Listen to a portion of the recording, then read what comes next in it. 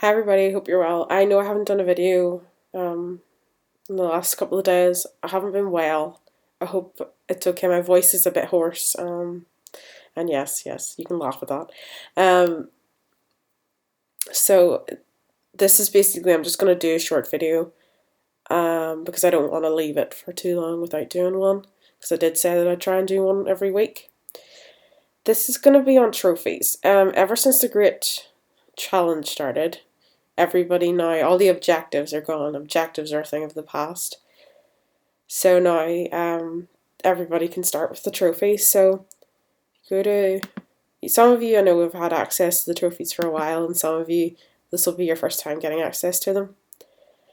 So the trophies basically are kind of like a record of your achievements and things you've collected.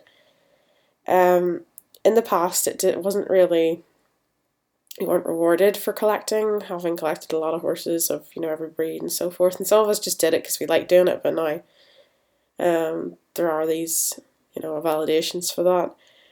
So one of the first ones is to have every coat colour from every single breed of horse on the game. So there's, if you're not breeding some of these, right, okay, what I'm going to try and do in this video is just basically not explain what each of them are, but maybe if I need to, I will do that. It's mainly about just sort of giving a few hints and tips of ways you can actually save money whenever you try to do these. So the first one is the breeder, of course, and you've got all these coats. These coats can be quite time consuming to collect because there's a lot of coats there, and some of them are harder to get than others. I personally found the best way, whenever the Highland came out, I'm not actually sure where it is here. Let's see.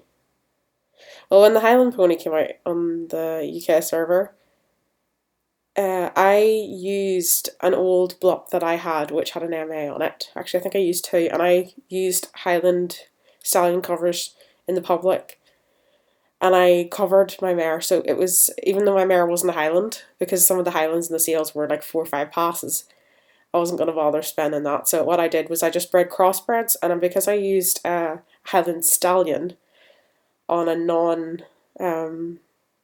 Highland mare, but the mare was 100% pure. Don't make the mistake of, if you, for example, trying to think, if you have a crossbred mare, right, and you use a crossbred stallion, for example, and maybe they're very different mixes, you need to make sure that the stallion's going to be at least 50%. So he needs to basically use a 100% stallion. Don't use a crossbred Highland stallion because that won't work if you're using it, say, on a Connemara mare. So what I did was I used 100% Highland stallion on a Connemara mare, and I did that, and I bred that until I got pretty much all the coats for Highland. So if you need to do that, here it is actually. I was wondering why there was an invisible one. So that's how I did it, and if you click on them, you can actually see in detail. And it has a little tick beside it to show you that you've got it. So it just takes a lot of patience. So basically what you could do, if you have the luxury of having a mare with an MA, maybe you're not going to use her again, you could use her to breed coat colours. Alternatively, you can go into the sales and you can buy them, and there's nothing wrong with doing that. It's just sometimes it's more expensive. At least I find sometimes with the leftovers, maybe you get 2 chestnuts, for example, of Highland, then you can sell one because somebody else might need it. So I actually did manage to sell off all the other ones, so you just need to be aware of when it is, and the rarer a coat colour is, the more it's going to cost. So, if you want to collect all these, it's going to take a while. I had most of these before the trophies ever came out, so it wasn't too much of a problem. Okay, so then we've got talented breeder section. So species, this is basically where you have to have one of a horse, a pony, a donkey, winged unicorn, and a unicorn. So as you can see, pretty much all there. So you just basically need to have one of each of those. And then breeds, this is basically this, you get this one for having at least one of all the breeds. So as you can see, all validated there. And then the coat colour is whenever you have all of these. Once these are all collected, you get that. And then this is the Pegasus one. This is basically where you just have one of every Pegasus breed. And as you can see, I don't have a Highland pony, but it does give me the option of a little sale here, so I can click on that. And, you know, I can see if there's one in sales, and there is right now, right? But I'm not interested in buying it at the moment. I'm just going to do it in my own time. But then you've got unicorn breeds, so one of every unicorn. As for this is harder to do because as I was saying a minute ago, like you can use crossbred covers to do the coat trophies. Well, you can breed crossbreds to save you money for the coat colours with using a purebred of each breed.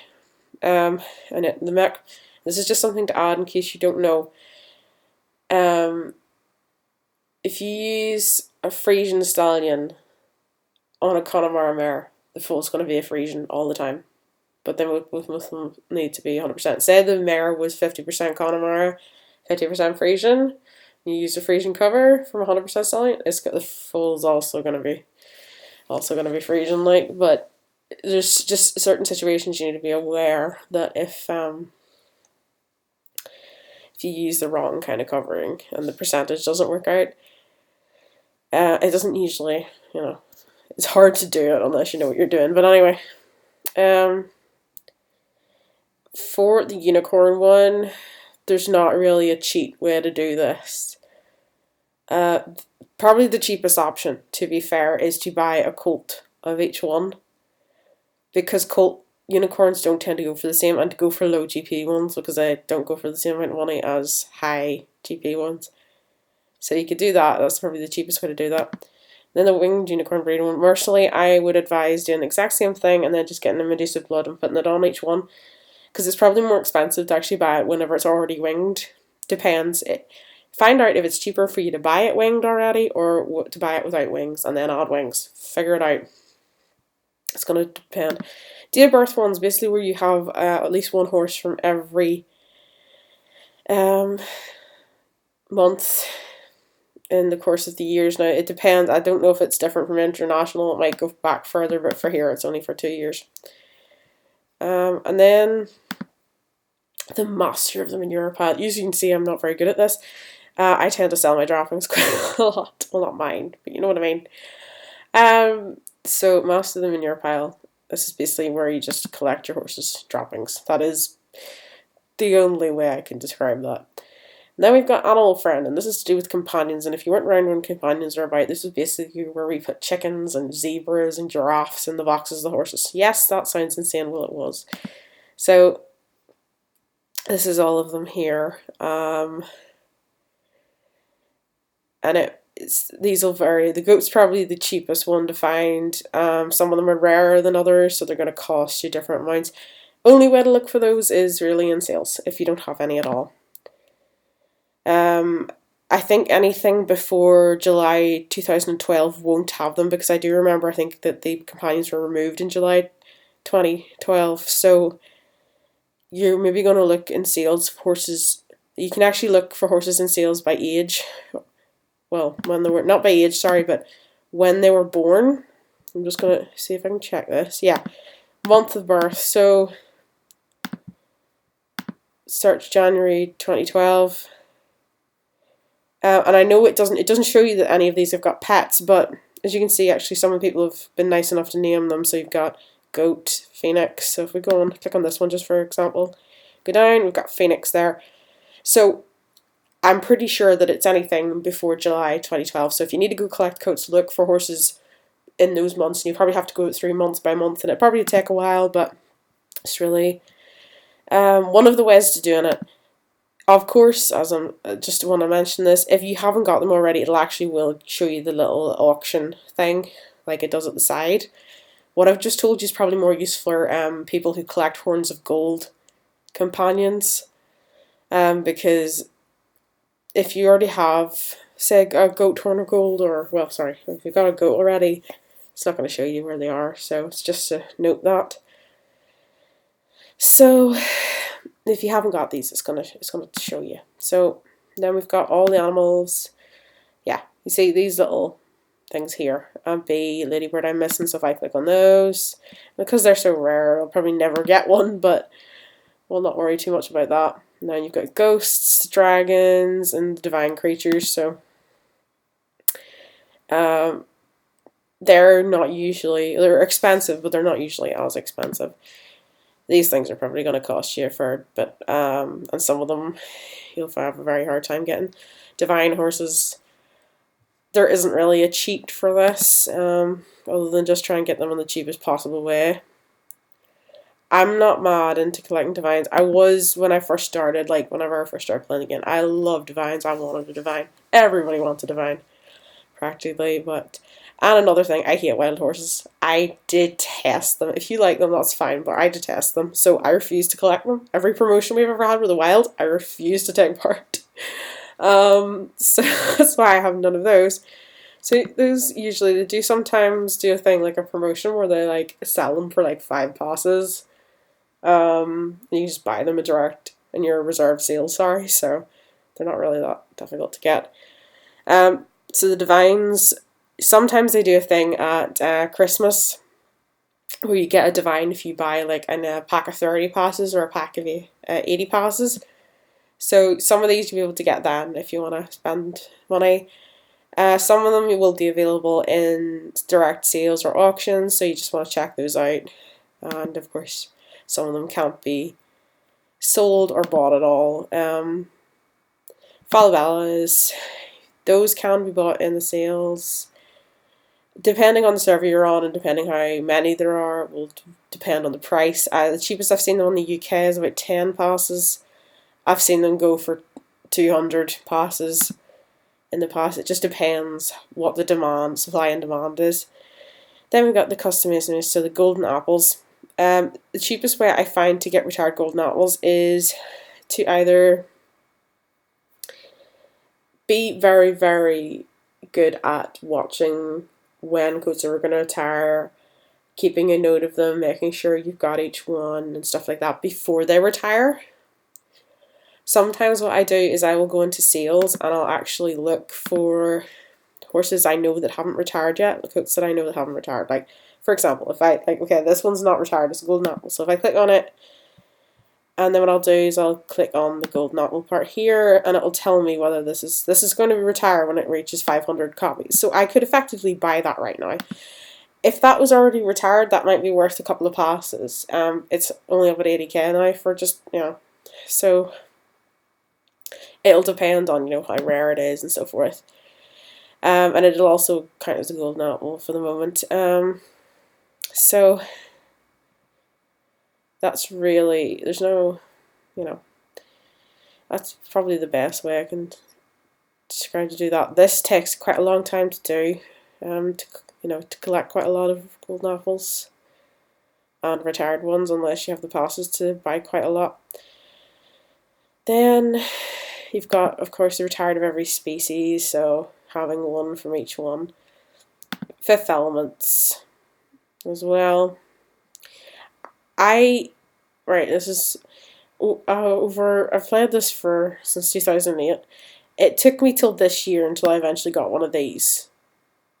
And okay, I didn't buy ones that I seen in sales, which was rare, because I wanted my own one that I had managed to put a 5th on and got a medal. So it took me since 2008 to get one this year, so I was pretty pleased with that. So then we've got Unicorn 5th element. I think probably what the best thing to do actually with this is, you see, if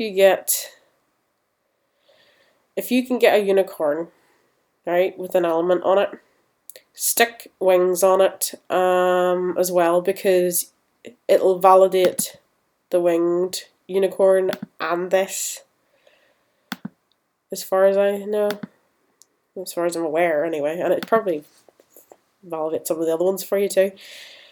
And then the Bewitched Pumpkins, once again, they're just, they're not too bad price-wise to get. Then we've got the Ultimate Champion competitions. Basically, with these ones, spam competitions, something shocking.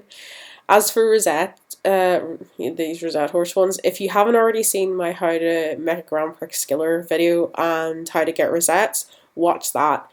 and hopefully this will be a lot clearer. There's no point in me going into great detail with this because I'd have to spend like 2 hours doing it, and I don't think you wanted to sit through that. Okay, so Grand Prix, this is basically just having competed. For a very long time, I was very, very lazy and I didn't compete in the Grand Prix because I couldn't be bothered. And as you can see, now I'm having to try and do all of it, so it's like, so I probably should have just done it, and continued with it. And then if you've placed in the top 100 on the Grand Prix at the end of the week, you get the fountain unlocked and you need to do that. And then you got distinctions. I've never tried, well, I haven't got a distinction since, let me think, 2012, maybe 2011, when I was more serious. So I suppose, I'll tell you what, guys, I know that I want to eventually do this, more recently. I know I did it in the past, but I haven't bothered in a very long time. When I do a video on that, then we'll get into this. But that's basically just where, say, for example, I suppose I could actually just quickly explain this. I'll go into competitions and Grand Prix. Okay, right. For example, this is what that's talking about. This is the distinction where you get within the top 10. So as you can see, there's the classical and also there's the Western one. So whichever one you decide to go into. So that would be if you've earned 1 honour in the last 12 months. So I'd need to place in the top 10 basically. It takes quite a couple of skillers you need to be prepared to spend. And then this is just with your question centre having how competitions run. So you just need a well-run EC. I will do more on the video series. In my EC, I'm kind of waiting now because I'm expecting them to change the equestrian centres. I'm feeling like there's no point in me doing a video on ECs right now because it's going to change soon. So it kind of feels a wee bit pointless for me to do it yet. I might do it anyway at some point, but for now I wouldn't worry. And of course, 50 rosettes. This sort of thing here, rosettes in the equestrian centre, you need to get your competitions up at about 75%, prestige, and then people haven't entered and so forth. And then we've got elite player. So this is basically the rankings.